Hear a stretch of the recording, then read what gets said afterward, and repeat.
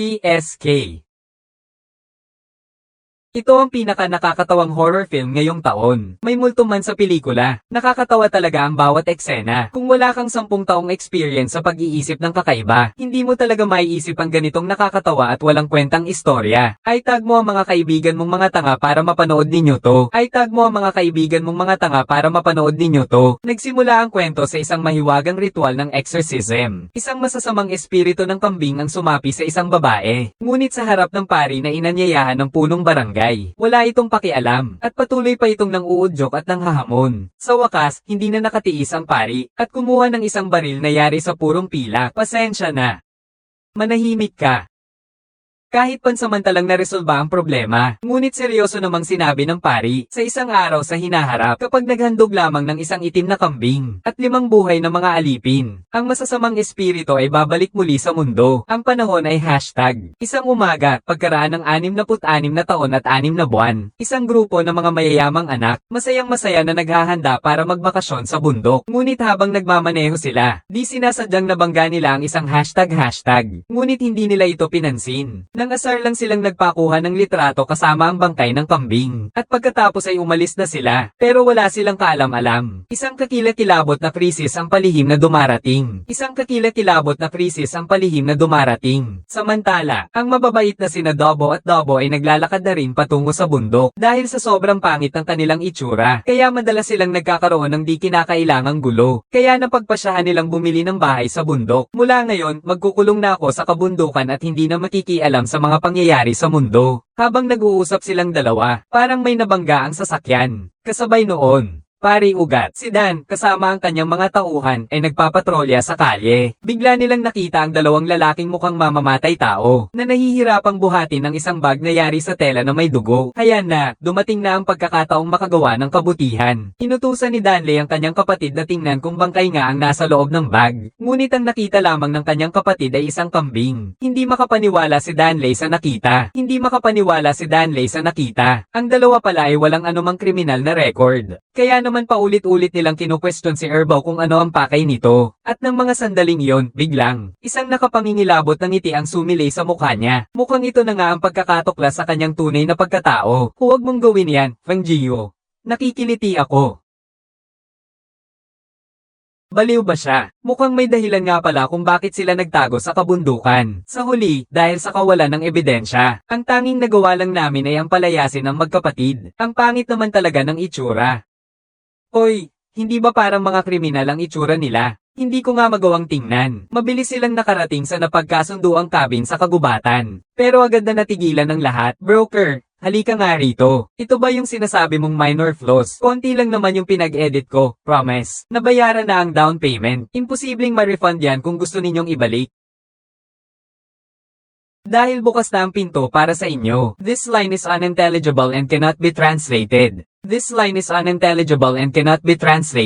Pumasok na tayo at tingnan, ano? This line is unintelligible and cannot be translated. Ngunit pagkatapos masilayan ng loob ng bahay, si Erbaw ay biglang nagkagusto. Ang bukas na kusina at ang sirang furry place ay malinaw na ang kanyang pinapangarap na bahay. Kaya naman agad na nagdesisyon si Erbaw na pumirma kaagad.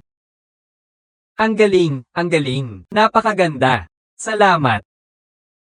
Dahil gusto ng nakababatang kapatid. Yung panganay na adik sa pagpapalayaw sa nakababatang kapatid ay wala nang masabi. Napagpasyahan ng panganay na ayusin ulit ang bahay. Ngunit minamaliit nila ang pagkasira ng bahay. Isang gun lang na pagsandal. Ang mga haligi ng bahay ay agad na bumagsak. Ang mga biga na nawalan ng suporta ay agad na bumagsak. Mukhang mamamatay na si Kuya. Buti na lang at mabilis si Bunso. Agad niya itong sinugod at nailigtas si Kuya. Hindi ka ba tatayo? Hindi.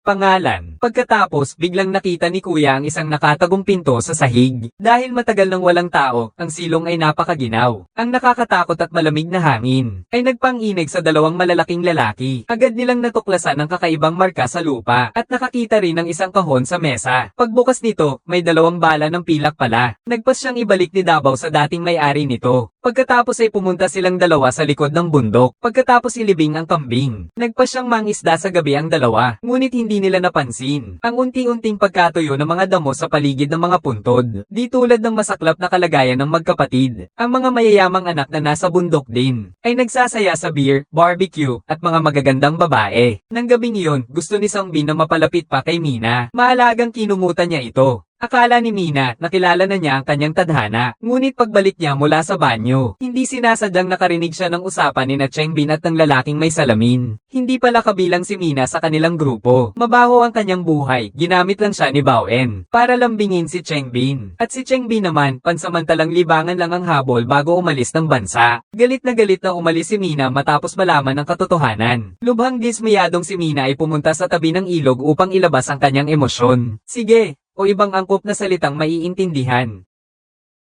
Bigla siyang napukaw ng ingay sa gilid. Ang dalawang mangingisda sa harapan niya ay magkayap sa isang hindi maipaliwanag na posisyon. Dahil sa pagkagulat, si Mina ay aksidenteng nadulas at nahulog sa lawa. Nang makita nilang nahulog ang magandang babae, dali-daling nagubad ng damit ang dalawang magkapatid para iligtas siya. Ngunit mas matagal na siyang nag-iisa. Mas mabilis naman kumilos si Davao. Di nagtagal, matagumpay na niyang nailigtas si Mina. Nakitang wala ng malay ang dalaga. Agad na nagdesisyon si Davao na bigyan siya ng CPR. Bilang isang kuya na sobra ang pagmamahal sa kapatid, ibinigay niya ang pagbibigay ng mouth-to-mouth kay Davao Jr. Nakita niyang magandang oportunidad ito. Agad na dinaikit ni Erbaw ang bibig niya, nang biglang nagising si Mina. Ang anggulong ito ay mahirap hindi isipin ng masama, kaya nagising na siya. When? Aray, ang sakit. Nasaan ba ako? Umalis ka nga, to. Kaya nawalan uli ng malay si Mina. Wala silang nagawa kundi buhatin si Mina pauwi ang magkapatid. Nakita ito ng kanilang kasamahan na nanggugubat noon. Ngunit iba ang nakita nila, na si Mina ay dinukot ng dalawang Meniokis na matatanda. Agad silang bumalik sa bahay, at ikinwento kay Sobin ang nangyari. Labis na nag-alala si Sobin at agad na tatanggo sa lugar para iligtas siya. Hindi naman pala ang kaligtasan ni Mina ang kanyang kinakatakutan, kundi ang sarili niyang telepono na nasa kay Mina. Nandoon hindi lang ang ebidensya ng paggamit niya ng droga, kundi pati ang 100G ng mga materyales sa pagtuturo. Kung makuha ito ng masasamang tao, siya at ang kanyang pamilya ay mapapahamak. Kaya't nag-utos si Changbin na magkahiwalay ang kanilang gagawin. Si Lao Liu ang mag-isang magdadrive papuntang istasyon ng pulis, at siya naman kasama ang iba ay hahanap ng telepono bago dumating ang mga pulis. Biglang kumidlat at kumagulugong ang langit. May biglang sumulpot na paa ng kambing mula sa libingan ng mga kambing. Si Manong Anim na mabilis na nagmamaneho, ay biglang nabangga ang muling nabuhay na kambing.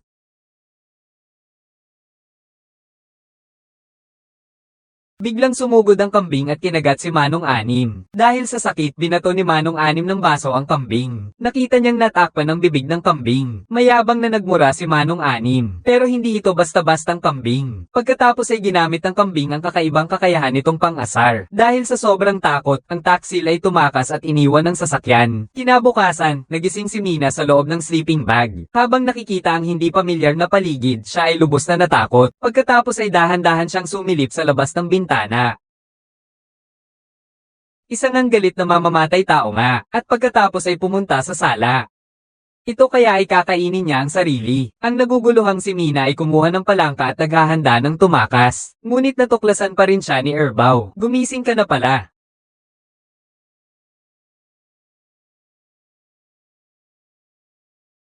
Saan ka pupunta?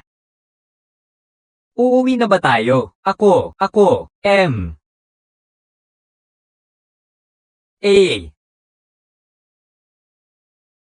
Hinala ko'y nabasa na ng takot si Davao noon. Mabuti na lang at naayos din ang lahat ng hindi pagkakaunawaan. Ginamit ni Erbaw ang masarap na inihaw na isda para maaliw si Mina. Nagsorry rin si Mina dahil sa kanyang nagawang pagkakamali kanina. Sa wakas, nakarating na rin ang mga kasamahan nila doon. Nang makita nila ang nasa loob ng bahay, nanlamig sila sa takot. Ngunit ang totoo, nasa loob si Mina para magpasalamat sa pag-aaliw. At nag-aagawan silang dalawa sa paghuhugas ng pinggan. Ako na ang maghuhugas ng pinggan. Parang gusto mo bang palagi akong nakukonsensya? Inutusan ni Changbin si Yanjing na mag-imbestiga. Ngunit aksidenteng nataman ni Davao ang pugad ng bubuyog gamit ang kanyang chainsaw. Kaya naman pinaghahampas niya ito gamit ang chainsaw para itaboy. Pagkakita ni Yanjing, tumakbo siya ng mabilis. Takbo!